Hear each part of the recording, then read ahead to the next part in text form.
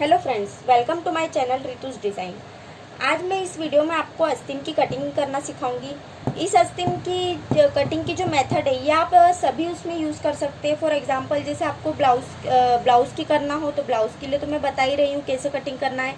आपको यदि सूट की आस्तीन कटिंग करना है तो उसके लिए भी आप ये वाली मेथड यूज़ कर सकते हो। यदि आप टॉप वगैरह बना रहे हो, गाउन वगैरह बना रहे हो तो उसके लिए आप ये वाली मेथड का यूज़ कर सकते हो। तो अब हमको सबसे पहले तो 4 फोल्ड में कपड़ा लेना होगा। स्लीव्स के लिए सबसे पहले हमको 4 फोल्ड में कपड़ा लेना होगा। 4 फोल्ड में कपड़ा लेने के बाद जो फोल्डेड साइड होती है वो हमेशा अपनी साइड होना चाहिए। अपन जब कटिंग करते हैं तो अपनी साइड होना चाहिए और जो ओपन वाला साइड होता है वो ऑपोजिट साइड होना चाहिए। उसके बाद में सबसे पहले हमको ब्लाउज की कटिंग की आस्तीन की कटिंग के लिए हमको सबसे पहले आस्तीन की लंबाई पता होना ज़रूरी है। आस्तीन की लंबाई, आर्म होल और अपना राउंड, स्लीव्स राउंड। तो चलो आज मैं आपको बताती हूँ कैसे करना है। सबसे पहले हमको इसमें जो ये कपड़ा होता है उरेप कपड़ा, इसको हमको निकाल देना चाहिए।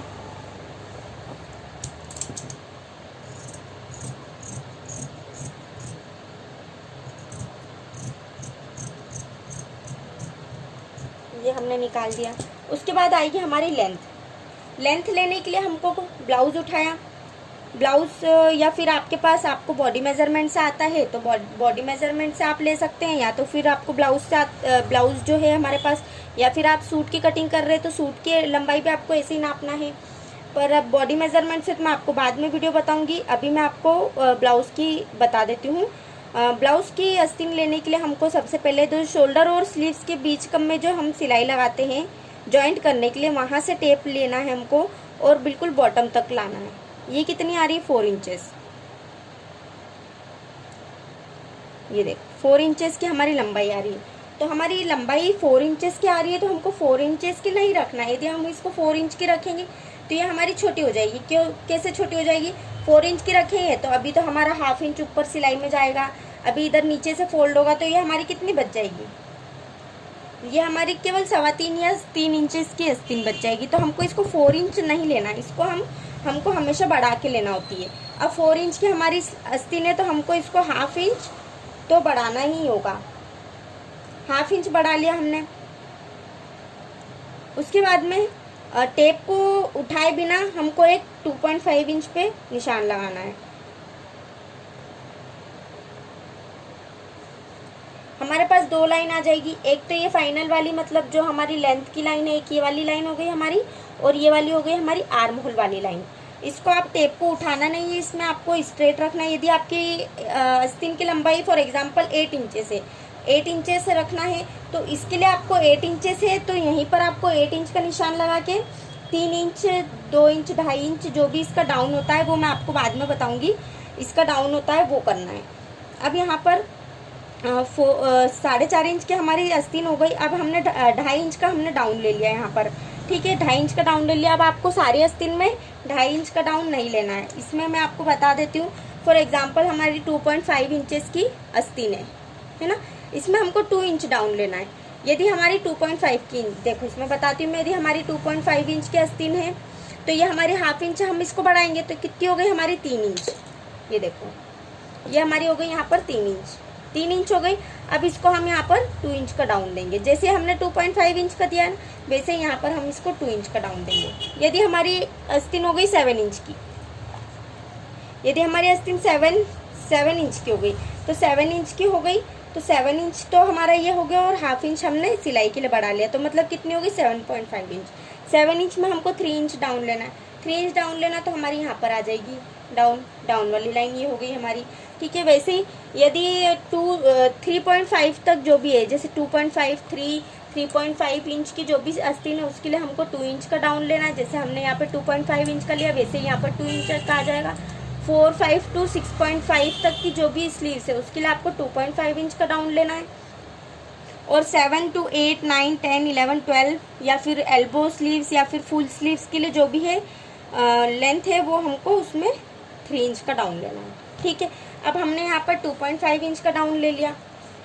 अब इसके बाद में इस वाले डाउन, इस वाली लाइन के ऊपर, ये हमारी आर्म होल, जो हमारे आस्तीन का जो शेप होता है ना ऐसा करके, वो हमारा शेप इसी लाइन के थ्रू बनता है। अब इस वाली, ये वाली लाइन हो गया हमारी आर्म होल की लाइन। अब आर्म होल नापना है हमको। अब आर्म होल नापने के लिए आपको क्या करना है, ब्लाउज उठाया या फिर सूट उठाया, इसकी जो फिटिंग वाली लाइन होती है वहाँ से लेके इसको ऊपर तक हमको आर्म होल नापना है। ये देखो कितना आ रहा है, 7.5 इंच, 7.5 इंच, 7.5 इंच आ रहा है। तो हम 7.5 इंच इस वाली लाइन पे लगा लेंगे। किधर से लगाना है, जिधर से हमारा फोल्डेड साइड है, ये फोल्डेड साइड वाले से हमको 7.5 इंच लगाना है। या तो आपका 8 इंच आ रहा हो आर्म होल तो आप 8 इंच पे लगा लो, 9 इंच आ रहा हो आर्म होल तो 9 इंच पे लगा लो, पर लगेगा इसी लाइन पे। इस लाइन पे हमको आर्म होल का निशान नहीं लगाना है। अब यहाँ पर हो गया हमारा 7.5 इंच, ठीक।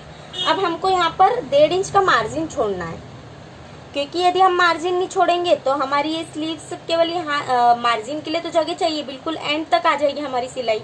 तो ये मार्जिन हमने 1.5 इंच का मार्जिन छोड़ दिया। अब हमको इस वाले पॉइंट से, जो हमारे 7.5 इंच वाला पॉइंट है, यहाँ से लेके इस कॉर्नर तक हमको एक लाइन ड्रॉ करना है। तिरछी लाइन हमने एक ड्रॉ कर ली। अब इस वाली लाइन पे हमको 3 पॉइंट चाहिए। 3 पॉइंट कैसे चाहिए, सबसे पहले तो इस वाले पॉइंट का और इस वाले पॉइंट का, पूरे पॉइंट का आधा। आधा कैसे करेंगे, जैसे हमारा ये वाला पॉइंट हो गया और ये वाला पॉइंट हो गया, कहाँ आ रहा है ये हमारा 8 इंच पे आ रहा है।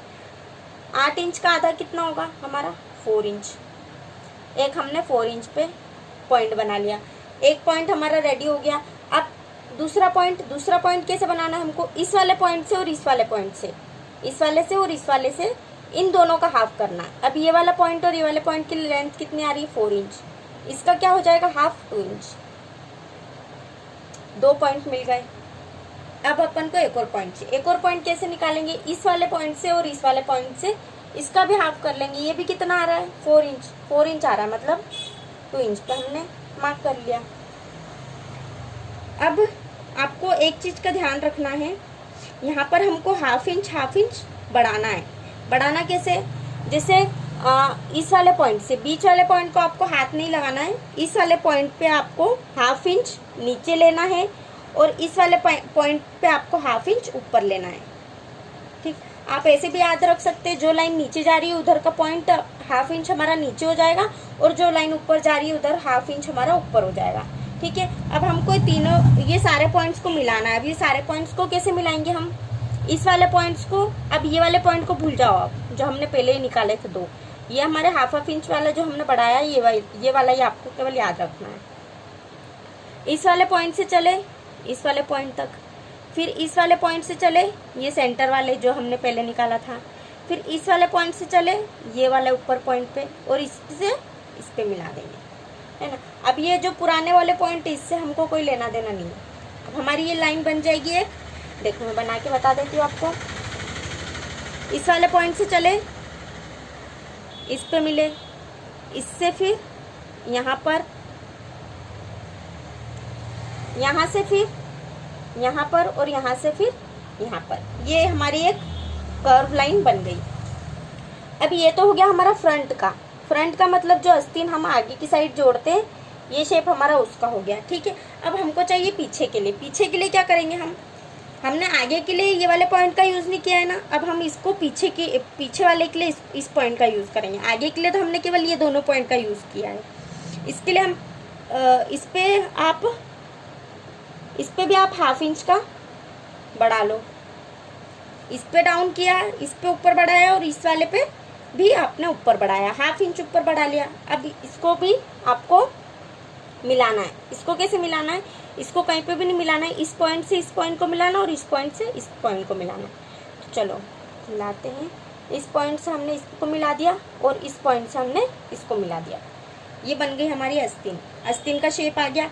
अब उसके बाद यहाँ पर आएगा हमारा बॉटम मेजरमेंट लेने के लिए फिर हम ब्लाउज उठाएंगे।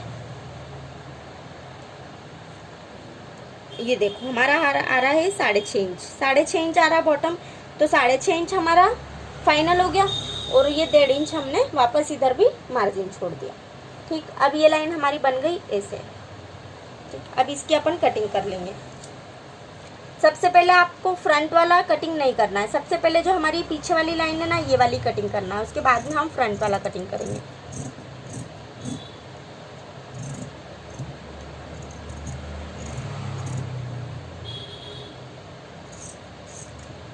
ये देखो, ये हो गई हमारी स्लीव्स, है ना। अब क्या होता है, आप इसको ओपन करके ये 2 फोल्ड, ये हमारी हो गई 2 फोल्ड में स्लीव्स, एक इस हाथ की और एक इस हाथ की। अब इसको हमेशा आप ओपन करके, जो ये फ्रंट वाला हिस्सा है इसको आप हमेशा ओपन करके ही काटें, नहीं तो होता क्या है कि कभी कभी पीछे वाला भी पार्ट ये इसी शेप में कट जाता है। तो अब हम इसको कटिंग करेंगे तो ये हमारा शेप आ जाएगा आस्तीन का। ये देखो, ये हो गया हमारा फ्रंट और ये हो गया हमारा बैक।